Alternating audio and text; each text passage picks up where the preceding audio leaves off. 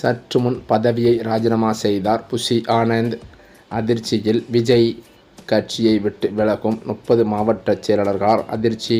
தமிழ்நாட்டில் 2026 சட்டமன்ற தேர்தல் நெருங்கி வரும் வேளையில் அதிமுக மற்றும் பாஜக இடையிலான தொகுதி பங்கீடு குறித்த பேச்சுவார்த்தைகள் அரசியல் வட்டாரத்தில் பெரும் பரபரப்பை ஏற்படுத்தியிருக்கிறது.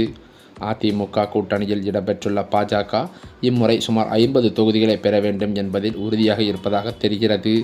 இதற்காக மத்திய உள்துறை அமைச்சர் அமித்ஷா குறிப்பிட்ட 50 தொகுதிகள் அடங்கிய பட்டியலை எடப்பாடி பழனிசாமியிடம் வழங்கியுள்ளதாக தகவல்களும் தெரிவிக்கின்றன. அதிமுக வழங்கும் பலவீனமான தொகுதிகளை ஏற்க பாஜக விரும்பவில்லை என்றும், வெற்றி வாய்ப்புள்ள குறிப்பிட்ட தொகுதிகளை குறிவைத்து இந்த பட்டியல் தயாரிக்கப்பட்டுள்ளதாகவும் கூறப்படுகிறது. இருப்பினும் பாஜகவின் இந்த 50 தொகுதிகள் கோரிக்கையை ஏற்பதில் அதிமுக தலைமைக்கு சில தயக்கங்கள் இருப்பதாகவும் தெரிகிறது. மேலும் அது மட்டுமில்லாமல் 2026 சட்டமன்ற தேர்தலில் அதிமுகவானது பாஜகவின் கைப்பிடியில்தான் இருக்கும் என்று பல்வேறு அரசியல் கட்சி தலைவர்களும் தற்போது பேசி வருகின்றனர். திமுக கூட்டணியில் ஏற்கனவே காங்கிரஸ், விடுதலை சிறுத்தைகள், கம்யூனிஸ்ட் கட்சிகள், மதிமுக போன்ற பல கட்சிகள் இருக்கிறது. ஆனால் இந்த முறை காங்கிரஸ் ஆட்சியில் பங்கு கேட்டு வேண்டும் என்ற கோரிக்கையை வலியுறுத்தி வருகிறது. மாநில அரசின் ஆட்சியில் பங்கேற்க வேண்டும் என்ற அவர்களின் கோரிக்கையை திமுக ஏற்கவில்லை. இருந்தாலும் காங்கிரஸ் தன் கோரிக்கையை விட்டுக் கொடுக்காமல் தொடர்ந்து அழுத்தம் கொடுத்து வருகிறதாம். ஆனால் இதனை திமுக தலைமை ரசிக்கவில்லை என்றும் கூறப்படுகிறது. இந்த நிலையிலோ நடிகர் விஜய் தொடங்கியுள்ள தமிழக வெற்றிக் கழகம் புதிய அரசியல் சக்தியாக உருவாகியுள்ளதால் 2026 தேர்தலில் போட்டி கடுமையாக இருக்கும் என்பது தெளிவாகியிருக்கிறது. இதனால் திமுக கூட்டணி கணக்குகளில் பெரிய மாற்றங்களை செய்ய யோசித்து வருவதாகவும் கூறப்படுகிறது. குறிப்பாக காங்கிரஸ் கூட்டணியில் இருந்து வெளியேறினாலும் பிரச்சனை இல்லை, அதற்கு பதிலாக தேமுதிகவை கூட்டணிக்குள் கொண்டு வரலாம் என்ற நிலைப்பாட்டில் சில திமுக தலைவர்கள் இருக்கின்றனர் என பல தகவல்களும் வெளியாகி வருகிறது. தேமுதிக இதற்கு முன்பு ஒருபோதும் திமுகவுடன் கூட்டணி அமைத்ததில்லை. ஆனால் 2026 தேர்தலில் 9 தொகுதிகள் வழங்க திமுக முன்வந்துள்ளதாகவும் கூறப்படுகிறது. அதிலும் பிரேமலதா விஜயகாந்த் மற்றும் விஜயபிரபாகரன் போட்டியிட விரும்பும் சில குறிப்பிட்ட தொகுதிகளையும் ஒதுக்கி கொடுக்கலாம் என்ற முன்மொழிவையும் வந்திருக்கிறதாம். கடந்த முறை அவர்கள் போட்டியிட்ட 25 தொகுதிகள் திமுக கைக்கு திரும்பியிருக்கிறது. அதில் 9 தொகுதிகளை தேமுதிகவிற்கு கொடுத்து மீதமுள்ள தொகுதிகளில் கூட்டணி கட்சிகளுக்கு சிலவற்றை வழங்கலாம் என்ற திட்டமும் பேசப்பட்டு வருகிறது. அதே நேரத்தில் திமுக தன் நேரடி போட்டி தொகுதிகளையும் அதிகரிக்க விரும்புகிறது. மறுபுறம் அதிமுக, பாமக, பாஜக கூட்டணி ஏற்கனவே அதிகாரப்பூர்வமாக அறிவிக்கப்பட்டுள்ளது. ஆனால் அதிமுகவுடன் இருந்த தேமுதிக ராஜ்யசபா சீட் விவகாரத்தால் அதிமுக வாக்குறுதியை காப்பாற்றவில்லை என குற்றம் சாட்டி அந்த கூட்டணியில் இருந்து விலகியிருக்கிறது. ஏற்கனவே அதிமுக தேமுதிக கூட்டணி மீண்டும் உருவாகும் என வாய்ப்பு மங்கலாகவே இருந்து வருவதும் குறிப்பிடத்தக்கது. அதே சமயம் ஏற்கனவே அதிமுக கூட்டணியில் இருந்து அதிருப்தியால் வெளியேறிய தேமுதிக தனது அடுத்த கட்ட முடிவை வரும் 9ஆம் தேதி கடலூரில் நடக்கும் மாநாட்டில் அறிவிக்க உள்ளது.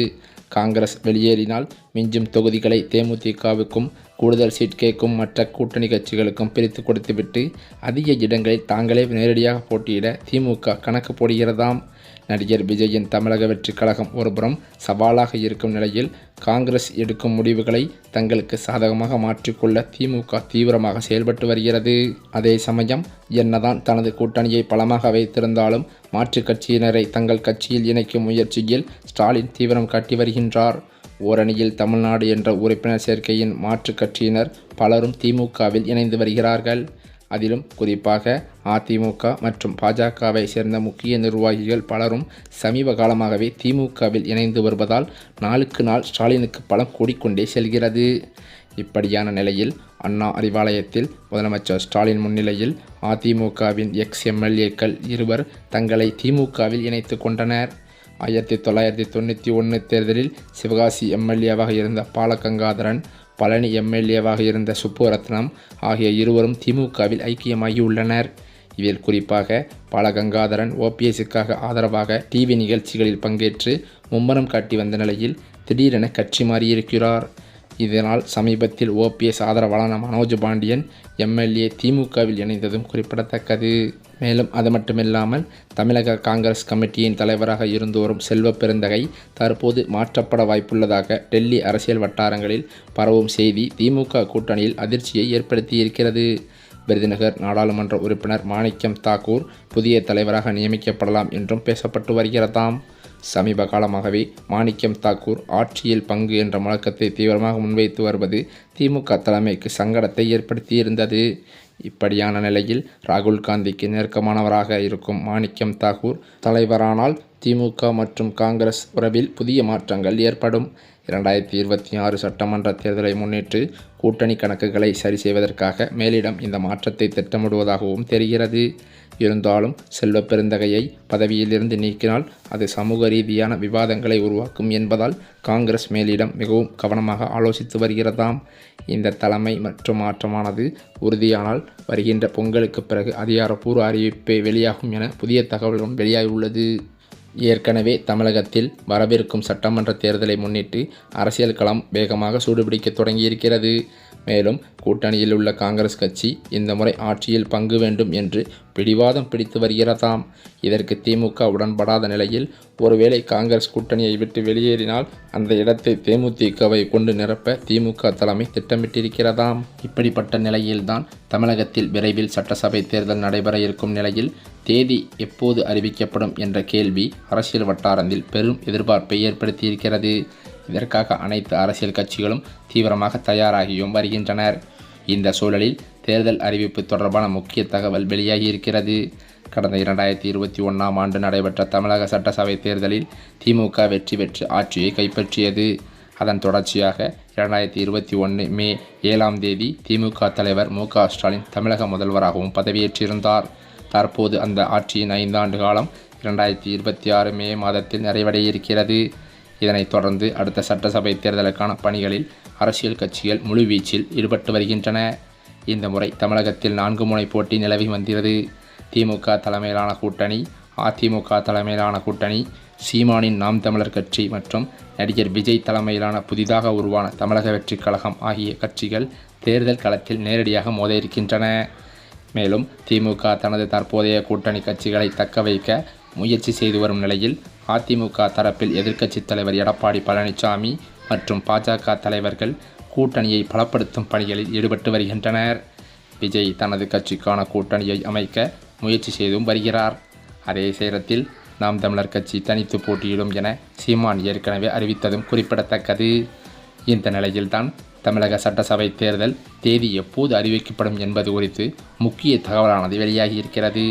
அந்த தகவலின்படி பிப்ரவரி மாத தொடக்கத்தில் இந்திய தேர்தல் ஆணையத்தின் தலைமை தேர்தல் ஆணையர் ஜானேஷ்குமார், தேர்தல் ஆணையர்கள் சுக்பீர் சிங் மற்றும் விவேக் ஜோஷி ஆகியோர் தமிழகம் வருகை தர உள்ளதாக சொல்லப்படுகிறது. இந்த ஆய்வுகள் மற்றும் ஆலோசனைகளுக்கு பிறகு தமிழக சட்டசபை தேர்தல் தேதியானது மார்ச் மாத தொடக்கத்தில் அறிவிக்கப்படும் என்றும் கூறப்படுகிறதாம்.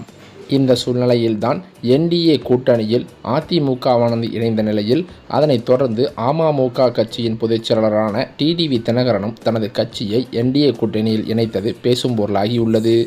இதனைத் தொடர்ந்துதான் ஓபிஎஸ் மற்றும் செங்கோட்டையனும் இந்த என்டிஏ கூட்டணியில் இணைய வேண்டும் என்று எடப்பாடி பழனிசாமி அழைப்பு விடுத்துள்ளதாக அதிர்ச்சி தகவல்கள் பரவி வருகிறது.